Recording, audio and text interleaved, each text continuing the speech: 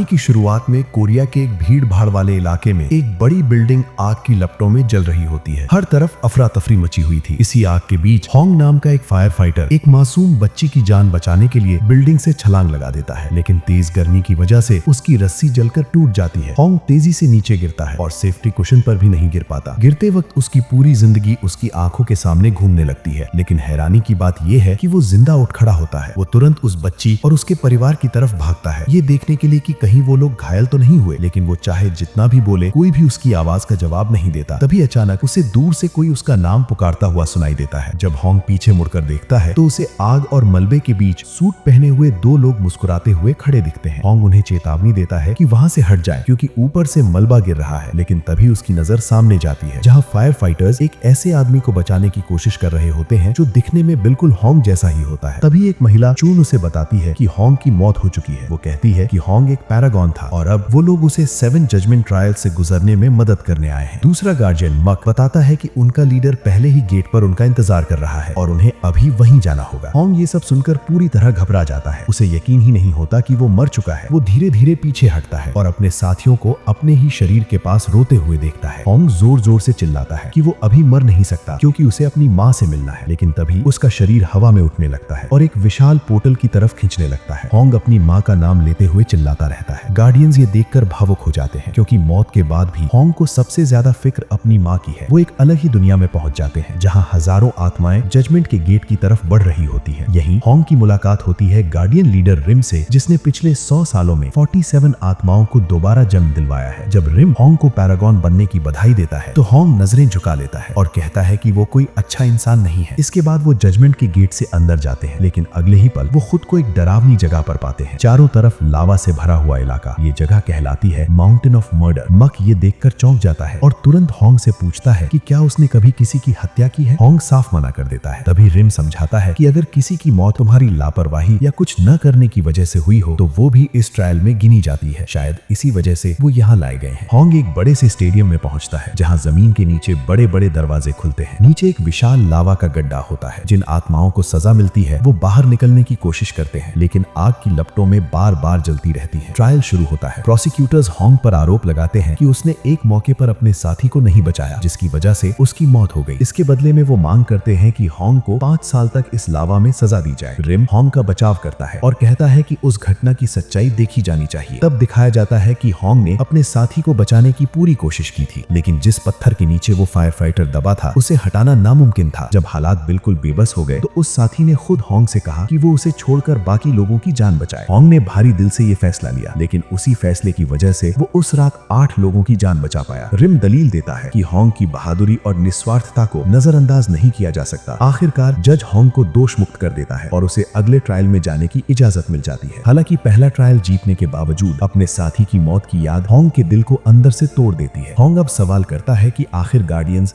उसकी मदद क्यों कर रहे हैं, क्योंकि उसे खुद पर बिल्कुल भरोसा नहीं होता कि वो कोई पैरागॉन है। तभी सच्चाई सामने आती है। दरअसल गार्डियंस की भी अपनी एक डील होती है। उन्होंने यमरा से समझौता किया होता है। अगर ये तीनों मिलकर 100 साल के अंदर 49 मरी हुई आत्माओं को जजमेंट ट्रायल्स पार करवाकर दोबारा जन्म दिलवा देते हैं तो बदले में उन्हें भी इंसान बनने का मौका मिलेगा। इसके बाद वो पहुंचते हैं इंडोलेंस ट्रायल यानी आलस के ट्रायल में। यहाँ चून बताती है कि होंग ने अपनी पूरी जिंदगी में कितनी मेहनत की है। होंग कभी भी आलसी नहीं रहा। जहाँ भी गया हमेशा दूसरों की मदद करता रहा, चाहे इसके लिए मधुमक्खियों के छत्ते तोड़ने पड़े और पूरी टीम को दर्दनाक डंक झेलने पड़े, या फिर एक गुस्सैल बिल्ली को बिल्डिंग के किनारे से बचाने के चक्कर में उसके मालिक की लैम्बोर्गिनी अपने सर से तोड़ दे। होंग के इन सब कामों को देखकर जज इतनी भावुक हो जाती है कि वो तुरंत प्रोसिक्यूटर्स को पैरागॉन के सम्मान में एक मूर्ति बनाने का आदेश दे देती है। लेकिन तभी जज एक सवाल पूछती है कि होंग ने जिंदगी में इतनी मेहनत क्यों की। होंग बिना झिझक जवाब देता है, पैसों के लिए। ये सुनते ही जज का चेहरा बदल जाता है। वो तुरंत अपना फैसला पलट देती है और प्रोसिक्यूटर्स को आदेश देती है कि होंग को सजा दी जाए। यहाँ एक विशाल मशीन उन सभी लोगों के पीछे दौड़ती है जो आलस के दोषी होते हैं। मशीन उनकी हड्डियां कुचल देती है और उनके टुकड़ों को नीचे मछलियों को खिला देती है। गार्डियंस घबरा जाते हैं और देवी से गुहार लगाते हैं कि होंग की जिंदगी को थोड़ा और ध्यान से देखा जाए। तभी असली वजह सामने आती है। होंग इतना पैसा इसलिए कमाता था क्योंकि उसकी माँ बीमार थी और उसका छोटा भाई सू लॉ स्कूल जाना चाहता था। होंग ने इतना काम किया कि कई बार अपनी सेहत तक को नजरअंदाज कर दिया, इसलिए उसका पैसों के लिए जुनून कभी भी स्वार्थ से नहीं था। जब देवी को होंग की असली मंशा समझ आती है तो वो फैसला देती है कि होंग दोषी नहीं नहीं है, क्योंकि वो सिर्फ अपने परिवार की मदद करना चाहता था। इसके बाद पूरी टीम अगले स्थान पर जाने वाली नाव में सवार होती है, लेकिन जश्न मनाने से पहले ही उन्हें एहसास होता है कि कई भयानक राक्षस उनका पीछा कर रहे हैं। टीम अपने हथियार निकालती है और पूरी ताकत से लड़ाई शुरू कर देती है। कई राक्षसों को टुकड़ों में काट दिया जाता है, लेकिन तभी नाव का कप्तान धक्का खाकर नीचे गिर जाता है और बड़ी मुश्किल से लटक पाता है। अब मक को अकेले ही पूरी नाव बचानी पड़ती है ताकि उसका लीडर खुद को संभाल सके। आखिरी पल में मक एक विशाल पत्थर के खंबे पर वार करता है, चट्टानें गिरती हैं और आखिरकार राक्षसों का पीछा खत्म हो जाता है। मक बताता है कि ये सब इसलिए हुआ क्योंकि होंग के परिवार में से किसी की मौत हुई है और वो एक वेंजफुल स्पिरिट बन चुका है। अगर भविष्य में और राक्षसों से बचना है तो सच्चाई जानना जरूरी है। इसीलिए रिम फैसला करता है कि वो होंग के परिवार से मिलेगा। रिम होंग के घर पहुंचता है और देखता है कि उसकी माँ जिंदा है। इसका मतलब साफ होता है कि मरने वाला कोई और नहीं बल्कि उसका भाई सू था, वही सू जो अब एक बदले की आत्मा बन चुका है। वो बुरी आत्मा भागने की कोशिश करती है और रिम उसका पीछा करता है। रिम अपने हथियार से उस आत्मा को पकड़ना चाहता है, लेकिन वो पीछे से होने वाले हमलों से बच निकलती है। आखिरकार दोनों की जबरदस्त टक्कर होती है और रिम दूर जा गिरता है। इस मौके का फायदा उठाकर वो आत्मा गायब हो जाती है। रिम बेबस होकर चारों तरफ देखता रह जाता है। थोड़ी देर बाद वो उस निशान का पीछा करता हुआ एक मिलिट्री बेस पहुंचता है। वहां वो सैनिकों को सू के बारे में बात करते सुनता है और उसे एक डिजर्टर कहा जा रहा होता है। लेकिन सबसे अजीब बात ये होती है कि कप्तान और एक दूसरा सैनिक कुछ छुपा रहे होते हैं। रिम खुद को आर्मी का कर्नल बनाकर कप्तान से पूछताछ शुरू करता है। वो सीधे आरोप लगाता है कि कप्तान ने ही सू को मारा है। हैरानी की बात ये होती है कि कप्तान डर के मारे रिम को ब्लैकमेल करने लगता है। यही बात साबित कर देती है कि सू की मौत के पीछे कप्तान ही जिम्मेदार है। दूसरी तरफ होंग अब गॉडेस ऑफ डिसीट के सामने खड़ा है। उस पर आरोप लगाया जाता है कि उसने अपने उस साथी के लिए कई झूठे वसीयतनामे लिखे थे